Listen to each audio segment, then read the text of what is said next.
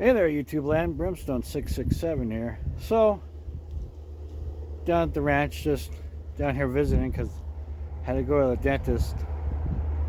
Yay, fun. But anyway, I figured since, downtime and then waiting for everybody else, I'm going to show you guys how to change a headlight on an 04 Honda Pilot. So, pretty easy, pretty straightforward. So, let's just get into it, shall we?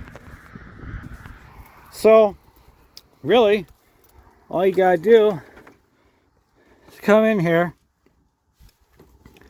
take this off, boom. This is just a rubber cover. Take those, pull that off. Now, if you can see it, take this, push it down, pull it up, boom.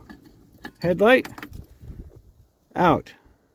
New headlight, boop. New headlight in. Oh, come on.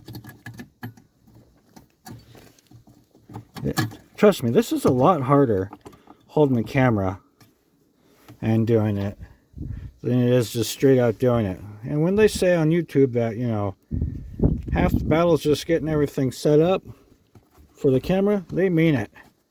But yeah, anyway, boom, that's back together.